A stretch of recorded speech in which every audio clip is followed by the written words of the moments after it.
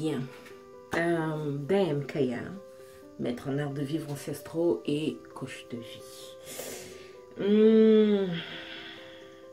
J'ai choisi de répondre aujourd'hui à la question de Martin. C'est une question d'ailleurs très intéressante.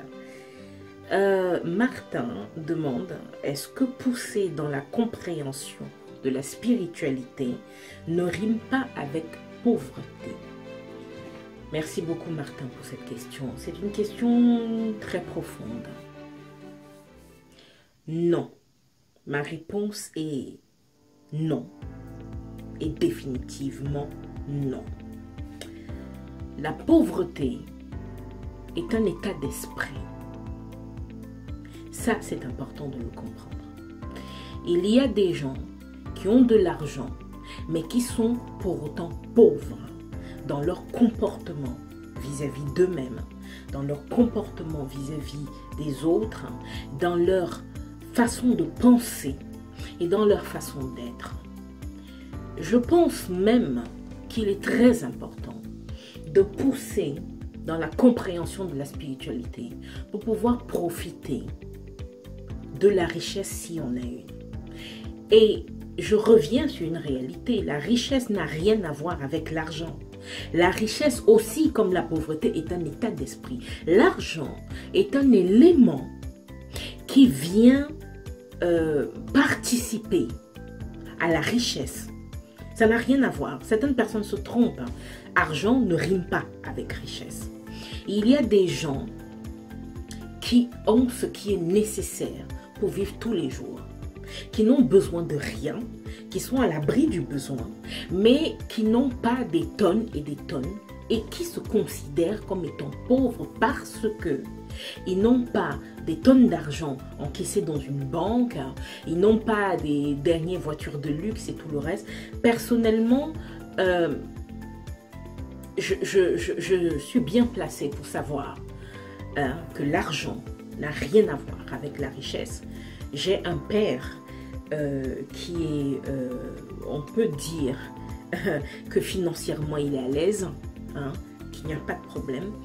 J'ai choisi de suivre ma propre voie et de construire mon indépendance par moi-même parce qu'il était important pour moi de comprendre quelle était la différence entre l'argent et la richesse. Et j'ai cerné très vite qu'il y a une profonde différence. Je vais partager avec vous un souvenir qui m'a marqué énormément, Martin, pour que vous essayiez de comprendre un peu. J'ai été invitée à New York chez une femme qui est ce qu'on appelle fortunée. Et elle m'a demandé de venir pour un coaching de vie, c'est-à-dire qu'elle avait besoin en discutant avec moi en tant que maître, et le seul maître en art de vivre ancestraux dans le monde, que j'essaye de voir sa vision par rapport à sa propre vie et par rapport à ce qu'elle entreprend et comment est-ce qu'elle veut le faire, et que si besoin est, que je la guide. J'ai découvert que malgré tout l'argent que cette femme avait, elle était dans un esprit de pauvreté qui était profond. Elle était seule. Elle considérait que sa classe, son niveau, ne lui permettait pas de côtoyer un certain nombre de personnes. Elle faisait des dons, elle envoyait de l'argent à des associations de par le monde entier, alors qu'au bout de sa rue, il y avait des clochards à qui elle n'a jamais jeté un coup d'œil, à qui elle n'a jamais donné un bout de pain ou quoi que ce soit. Ça ne sert à rien d'essayer de racheter sa conscience en envoyant de l'argent, je ne sais pas où, en Afrique ou ailleurs, alors qu'il y a des gens en dessous de votre immeuble, à côté de votre rue, qui meurent de faim, qui ont des difficultés tous les jours. Mais ces difficultés-là, on n'y trouve pas de solution. Ce sont des difficultés que les gens ont et ces gens sont proches de nous. On ne trouve pas de solution, on se débarrasse d'une certaine façon en envoyant de l'argent, en se convainquant qu'on est une bonne personne. Ça, c'est ce que j'appelle de l'esprit de pauvreté. Il faut faire un choix dans la vie. Moi, personnellement, je pars de la base que quand quelqu'un choisit d'être pauvre, Ce n'est pas mon travail d'essayer de lui faire comprendre qu'il doit changer de vie. Il a des difficultés parce qu'il est pauvre. Un deuxième exemple que je peux vous prendre pour que vous compreniez. Je prends le bus un jour et j'entends une femme qui invective l'argent.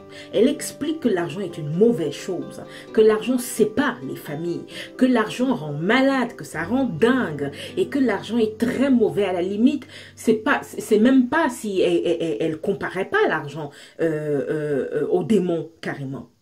Et quand elle finit toute cette litanie d'explications comme quoi l'argent est mauvais, elle dit qu'elle a du mal à boucler ses fins de mois et qu'elle aurait besoin d'un peu plus d'argent pour que ça aille.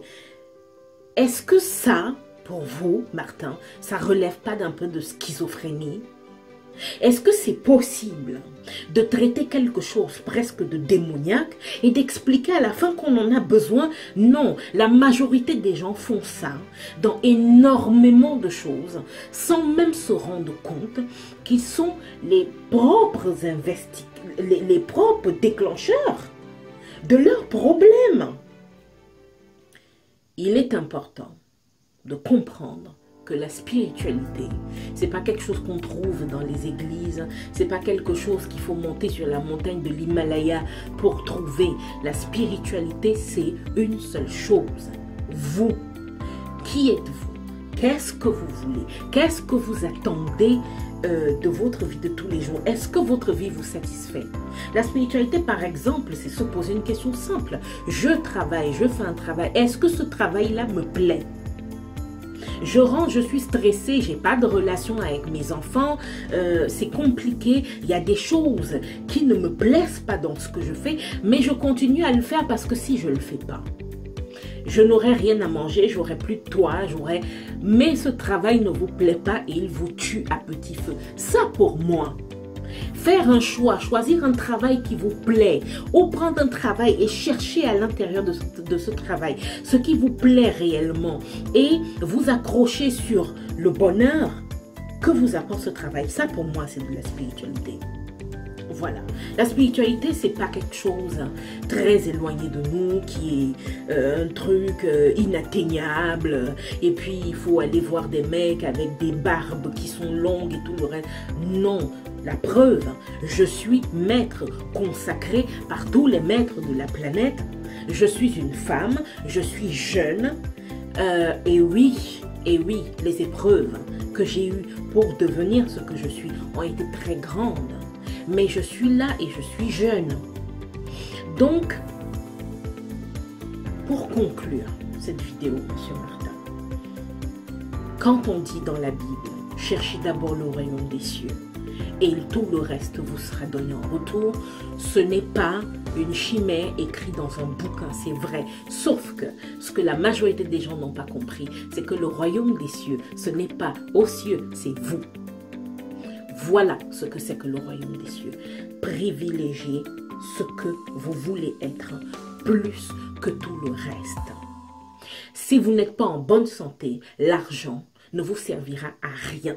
Et je peux vous dire que j'ai vu des gens qui avaient beaucoup d'argent et qui sont tombés sur le mauvais chirurgien, qui sont tombés sur le mauvais médecin, qui sont tombés... Je peux vous citer des cas comme ça, des tonnes et des tonnes et des tonnes. Ce que j'essaye de vous faire comprendre, c'est qu'il y a énormément d'autres choses qui rentrent en connexion avec ce qu'on est, avec ce qu'on choisit d'être. Et ça se concentre sur un seul mot, Monsieur Martin, le choix. Or, la plupart des gens passent leur temps à vivre par rapport aux yeux des autres. C'est le jugement des autres qui est important. Eux-mêmes, ils ne savent pas qui ils sont, ils ne savent pas ce qu'ils veulent, ils ne savent pas où ils vont. Et à ce moment-là, à quoi vous voulez que l'argent vous serve? À rien. Alors, il est important d'apprendre à se connaître. Il est important de savoir qui on est, de savoir ce qu'on veut. Il est important de faire des choix et de s'y tenir et d'assumer aussi bien les conséquences que les avantages de ce choix. Il est important de valoir le coup d'être et d'exister. Et après, la santé va suivre, la richesse va suivre, l'argent sera là. Et je suis là pour en témoigner. J'ai appris les techniques de longévité un peu partout. Quand j'ai été au Tibet, 2 semaines sans manger. Le premier mois où j'y étais, 2 semaines sans manger. Certaines personnes trouveraient que c'est pas possible, mais ça m'a fait comprendre qu'on peut sauver la vie de quelqu'un. Est-ce que vous vous rendez compte que les gens qui récupèrent le plus vite après une grave maladie, que ce soit en Inde, que ce soit en Chine ou au Tibet ou même au Japon, ce sont des gens qui mangent peu ou pas du tout pendant la période de leur convalescence. Alors l'argent vous aide à structurer votre vision de la vie. L'argent vous sert à pouvoir atteindre certains objectifs et concrétiser certains buts. Mais l'argent n'est pas la richesse. Ce n'est qu'un élément de la richesse. La richesse, Monsieur Martin, c'est là. La richesse, c'est ce que vous êtes. Et quand vous êtes riche, eh bien, l'argent est attiré à vous comme un aimant. C'est tout. Alors, il ne faut pas poursuivre l'argent, il faut poursuivre la richesse. Et comprendre que la richesse est un état d'esprit. Ce n'est lié à rien d'autre qu'à votre valeur intrinsèque de vous-même et à la valeur que vous vous accordez vous-même tout seul, soit devant votre miroir, soit assis, couché, assis, tout seul, sur votre lit, dans votre chambre. Voilà, Monsieur Martin. Si vous avez besoin de quelques éclaircissements en plus, mais je vous en prie, ça me ferait un plaisir. Je me ferai un plaisir de vous les donner. Donc, c'était la réponse à Monsieur Martin. C'était Madame Kaya, maître en art de vivre ancestraux et coach de vie.